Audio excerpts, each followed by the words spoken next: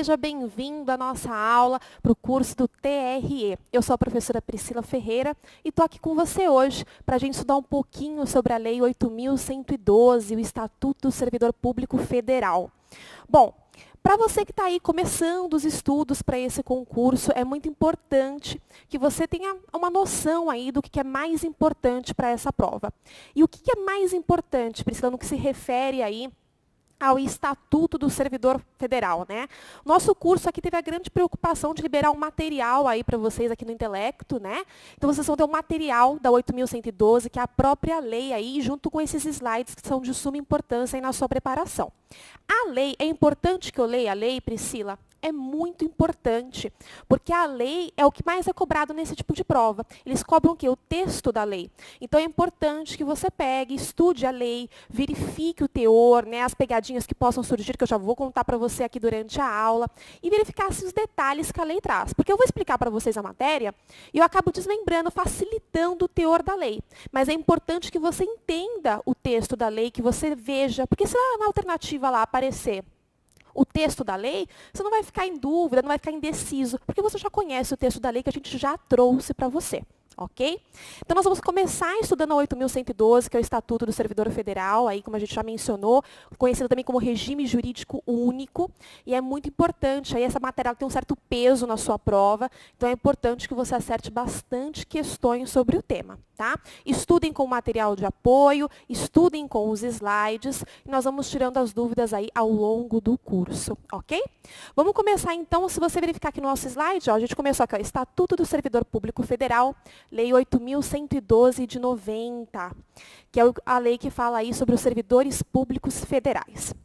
Você vai perguntar para mim, Priscila, mas essa lei, ela se aplica a quem? Para quem? Qual que é o objetivo dela? Né? Para que eu preciso saber dela? Bom, essa lei ela é direcionada mais ou menos a quem? Aos servidores públicos. Quais? Os federais. E isso vai ter uma grande repercussão, isso já foi questão de prova. Então, observe comigo o seguinte, você como já trabalhou, ou já pretende trabalhar, ou algum momento da sua vida você foi registrado aí provavelmente, se você não foi concursado, né, pelo regime, que a gente está pensando do regime jurídico aí, você foi seletista, ou seja, você foi regido pelas regras da CLT. Mas, agora, quando você entrar no TRE, você não vai ser mais regido pela CLT. Você vai ser regido por quê? Pelo Estatuto dos Servidores Públicos Federais, pelo regime jurídico único. Ou seja, isso daqui, essa lei, é mais ou menos a CLT dos servidores públicos. Por isso que ela é importante. Então, quando a gente estudar essa lei agora, você vai ver os direitos dos servidores, as vantagens, férias, remuneração. Todos esses detalhes você vai estudar agora. Por isso que ele tem uma grande importância. Tá? E a pegadinha de prova que a gente já vai começar falando é sobre a lei. Para quem ela se aplica? A quem deve ser aplicada essa lei? Qual tipo de servidor ela deve ser aplicada? É qualquer servidor? Aos militares se aplica ou não? Se você reparar aqui no nosso slide, ó, eu coloquei aqui para vocês, ó, Lei 8.112 de 90. Institui o regime jurídico dos servidores públicos civis, regulamentando suas condutas e deveres. Portanto, são servidores públicos civis. Os militares têm regulamento próprio, portanto, só se aplica aos servidores públicos civis. Os outros servidores, militares, entre outros aí, têm um regime próprio a eles. Para nós aqui, só os servidores públicos civis. Ok? Bom, Priscila, dentro desses servidores públicos civis, aonde eles podem trabalhar para 8.112 ser aplicada a eles? Bom, eu coloquei aqui para vocês, administração pública direta. E eu falei para vocês, servidores públicos federais. Bom, se é federais, você poderia pensar, bom, essa lei tem âmbito nacional? Não. Essa lei vai se aplicar apenas aos servidores que estiverem ligados diretamente à administração pública direta dentro da União. Quando você pensar em administração pública direta, nós temos União, Estado, Município, Distrito Federal. Ok? Entre esses, cada um deles vai ter o seu próprio estatuto, o seu próprio regime. Então, o Estado tem um regime, o município tem um regime, o Distrito Federal vai ter um regime, ok? Bom, e a União vai ter um regime. Qual regime? O regime da Lei 8.112 de 90. ok? Portanto, dentro da administração pública direta, a 8.112 vai ser aplicada apenas à União. Bom, nós temos a administração pública direta e a administração pública indireta. Quem faz parte da administração pública indireta? Aí eu coloquei aqui para vocês no slide, ó, uma palavrinha, fase. O que significa? Fase é quem compõe a administração pública indireta. Nós temos quem? Fundação, autarquia, sociedade de economia mista e empresa pública. Essas são as pessoas que compõem a administração pública indireta, que vão estar, obviamente, ligadas à União, para assim o quê? A 8.112 de 90 ser aplicada a elas. Ok? Priscila vai se aplicar a todos esses, fundação, autarquia, sociedade de economia mista, empresa pública? Não. Quando você pensar nisso, você vai ter que pensar no seguinte. Observe aqui comigo. Nós temos aqui, que eu falei para vocês, fundação, autarquia, sociedade de economia mista, empresa pública. Quando você pensar em fundação, portanto, autarquia, sociedade de economia mista e empresa pública, ok? Fundação e autarquia é aplicada a 8.112, Priscila? Sim. Aqui se aplica a 8.112 de 90, ok? E no que se refere à sociedade de economia mista e empresa pública, esses não se aplicam a 8.112. Eles são conhecidos como empregados públicos. E qual a razão disso? O que isso significa? Isso significa que a eles se aplica a CLT. Portanto, tanto para a sociedade de economia mista como para a empresa pública, vai ser aplicada a CLT, ok? E não o Estatuto dos Servidores Públicos Federais. Priscila, isso já foi questão de prova? Já. Na prova, eles colocam para vocês da seguinte forma. A 8.112 aplica-se, tem âmbito nacional a 8.112? Não, ela não tem âmbito nacional. Ela se aplica apenas na administração pública direta à União. Na União, nós temos o quê? A desconcentração aí através da administração pública indireta. E aí sim vai se aplicar a quais pessoas? Nós temos fundação, autarquia, sociedade de economia mista e empresa pública. Apenas fundação e autarquia. Sociedade de economia mista e empresa pública vai ser regida pela CLT. São os famosos empregados públicos. E a fundação e a autarquia, não. Nós temos os famosos servidores, conhecidos por estatutários. E a esse sim, a 8.112 vai ser aplicada, que inclusive é aí a você. Ok? Então, esse já é uma questão de prova, tá? Eles vão confundir vocês, vão colocar que sociedade de economia mista, empresa pública se aplica a 8.112, vai colocar que o Estado vai se aplicar, pode colocar que são servidores públicos militares que se aplicam a 8.112, esses são regidos por regulamento próprio, como eu já disse, vai se aplicar apenas à União, servidores públicos civis e a fundação e a autarquia. Ok? Isso que é importante aqui nesse momento. Vamos seguindo aqui no próximo slide. Aqui eu fiz um quadro comparativo para você não ter perigo de se confundir. Esse quadro provavelmente vai salvar você em muitas questões.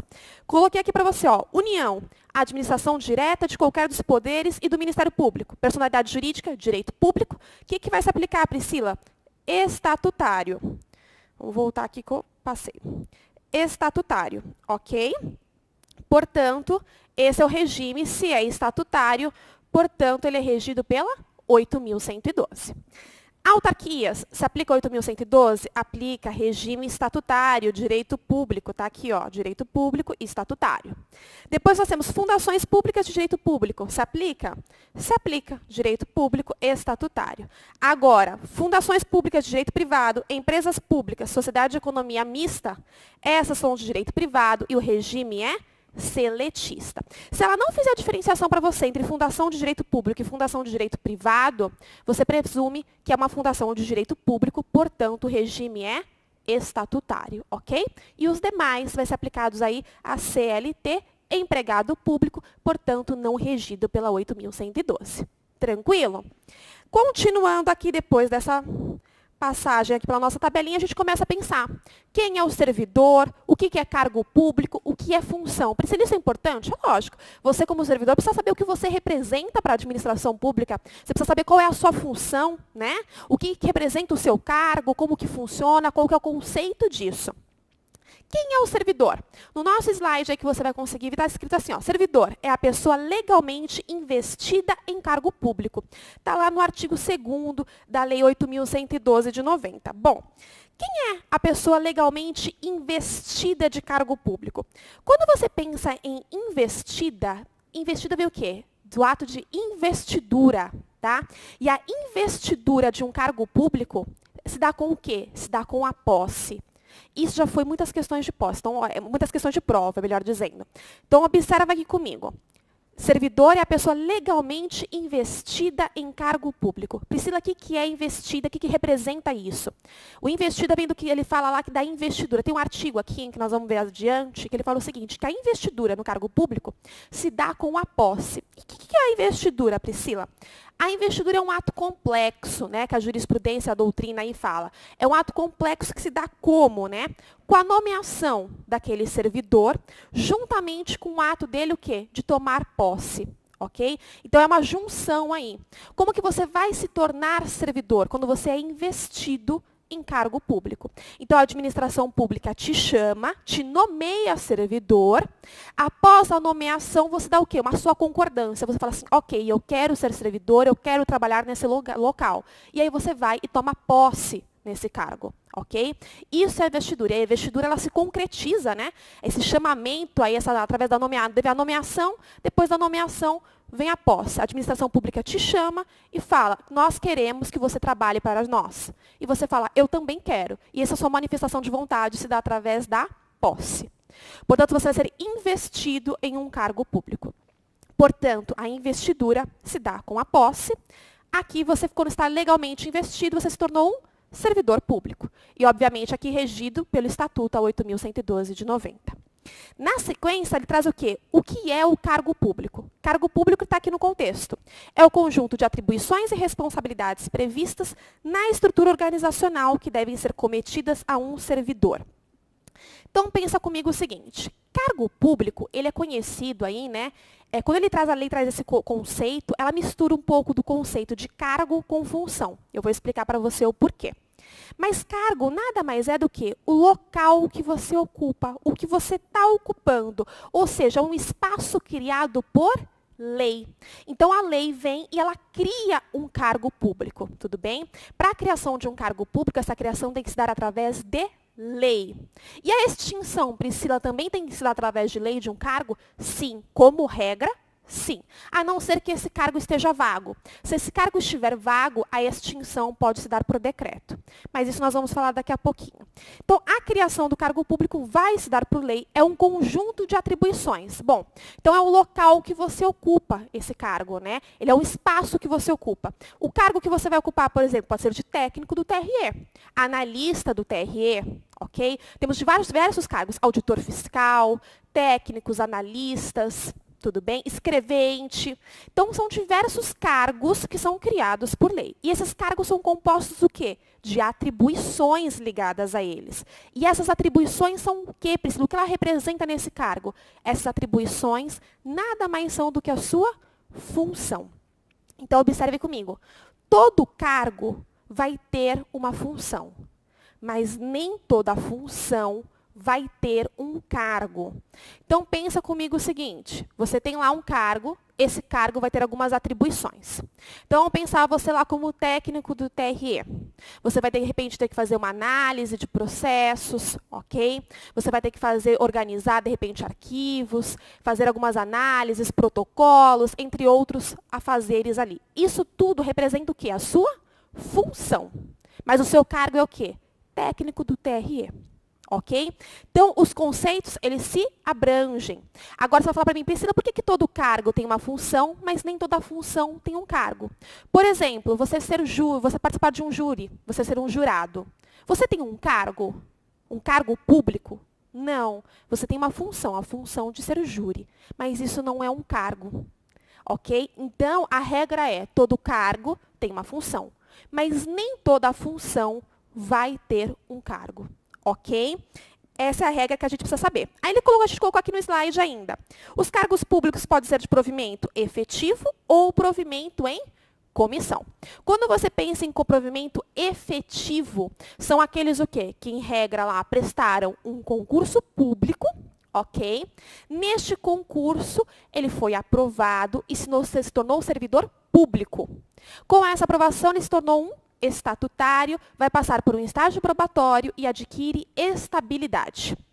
Ok? Mas ele passou por uma prova que pode ser uma simples prova ou uma prova com títulos também, ok? Tem provas em que você avalia, tem a avaliação tradicional, né, pela simples concurso de provas ou concurso de provas e títulos, que nós vamos mencionar. Tem os dois tipos de concurso que podem existir. Você passando por esse concurso de prova ou concurso de provas e títulos, você tem aí um provimento efetivo, ok? Você vai se tornar estável, certo? E provimento em comissão? O provimento em comissão, você foi nomeado por alguém. É por livre nomeação e livre exoneração. O que isso quer dizer? Ela quer dizer o seguinte, que provavelmente o que aconteceu? Alguém te indicou, ou por suas qualidades pessoais, ou por alguns atributos que foram verificados em você, ou simplesmente por você ter aquilo que a gente pode dizer, às vezes tem um QI bom, né? Então, você tem uma pessoa que te indicou, você tem um conhecido, você tem alguém que te quer muito bem, né? E te indicou para um cargo muito bacana, um cargo em comissionado, tudo bem? Com uma remuneração bacana. Só que essa pessoa ela pode te tirar a qualquer momento desse cargo. Ela te colocou, mas ela também pode te tirar. É livre nomeação e livre exoneração. Tranquilo? Tem também uma diferença entre cargo em comissão e função de confiança. Nós vamos ver mais adiante, mas só para adiantar, né? O cargo comissionado, a pessoa não precisa ser necessariamente servidor público, ou seja, não precisa estar na administração pública. Pode ser qualquer pessoa, tudo bem? Agora, a função de confiança, obrigatoriamente, tem que ser alguém que já está na administração pública, em um cargo aí, já sendo um servidor público. Portanto, aquele que assume uma função de confiança, necessariamente ele já é um servidor público. Então, ele vai acumular cargos, né? Ele vai ter um cargo efetivo com uma função de confiança, ok? O cargo em comissão pode ser um servidor efetivo? Pode ser um servidor efetivo que esteja acumulando um cargo em comissão. Mas não necessariamente. Pode ser simplesmente uma pessoa que não seja servidor, não era nada e simplesmente foi nomeada aí por se considerar que ela tinha alguns atributos pessoais interessantes e foi nomeada sem ter sido servidor em nenhum momento aí. Ok? Então, essa é a grande diferença entre o provimento efetivo e o provimento em comissão. O efetivo é aquele que gera o quê? Aquele que você tem uma estabilidade. E você não pode ser exonerado a qualquer momento, tudo bem? Você pode sim ser exonerado? Pode. Pode ser exonerado por você ter reprovado no estágio probatório. Você pode ser exonerado porque você pediu, porque você simplesmente não quer mais continuar naquela função, você não quer mais ser um servidor, ok? Ou por diversos outros fatores que pode ser uma avaliação periódica também, entre alguns aspectos que a gente vai analisar. Mas, como regra, você tem o quê? Estabilidade e você não pode ser exonerado a qualquer momento. Agora, o cargo em comissão, não. Você entrou e pode sair a qualquer momento. Eu preciso fazer alguma justificativa para te tirar daquele cargo? Preciso falar assim, ai, não quero você mais, não estou mais gostando do seu trabalho, preciso justificar? Não, é livre. Por isso que o nome fala livre nomeação e livre exoneração. Função de confiança tem outra nomenclatura, mas que o efeito é o mesmo. É livre designação e livre dispensa. Só muda a nomenclatura, mas o que ela quer dizer é a mesma coisa. Então, eu te nomeio a hora que eu quero, eu te designo a hora que eu quero, e eu te exonero ou te dispenso a hora que eu quero, sem eu precisar apresentar qualquer justificativa. Por isso que se fala que os cargos em comissão não têm estabilidade, é um cargo que a pessoa pode te colocar e te tirar a hora que ela quiser. E é isso mesmo. Não é um cargo que traz vantagens, traz muitas vantagens, financeiras em especial, mas não é um cargo que traz uma estabilidade. Por isso que a gente sempre busca o quê? O concurso público, porque a gente quer um provimento efetivo, que me traga estabilidade, eu não possa ser aí exonerada a qualquer momento, ok? Quando eu coloquei aqui também para vocês, ó, conceito na sequência de função, que é o conjunto de atribuições e responsabilidades. O que isso quer dizer, Priscila? É o que você vai fazer. Então, o que você vai ou não fazer vai representar aí a função, como eu já mencionei, está aí no artigo 3º da lei número 8.112 de 90. Tranquilo? Vamos observar aqui o próximo slide aqui, ó. Na sequência, a gente verifica o seguinte, cargos públicos devem observar algumas peculiaridades. Bom, Como eu mencionei para vocês, para a criação de um cargo, como que um cargo vai funcionar, quais são as peculiaridades dele, etc. A lei prevê isso? Prevê. A lei ela traz como que funciona a criação de um cargo, quais são os requisitos que deve ter para a criação de um cargo, tudo que é necessário. Então, ó, deve-se observar algumas peculiaridades. Quais são? Eles são primeiro criados por lei, eles têm denominação própria. Como assim precisa de denominação própria? Técnico do TRE, técnico do TRT, analista, auditor fiscal, escrevente. Isso é o quê? Denominação própria. Ele tem uma nomenclatura própria, ele tem um nome esse cargo, ok? Ele vai ser criado em número certo. Sim, ele vai ser criado em número certo. Então, vamos supor, eu crio 100 cargos de técnico do TRE. São 100 cargos, tem uma numeração certa, um número próprio de criação, tudo bem? Então, eu tenho que criar um número específico para aquele cargo. Eu posso criar 100, 200. Tem concurso que tem vários cargos ali em abertos, tem outros que não. Acessível a brasileiros natos ou naturalizados. E é isso mesmo. Então, você tem que ser obrigatoriamente, aí, como regra, né? Brasileiro. Estrangeiro vai ter acesso a cargo público, Priscila? Vai.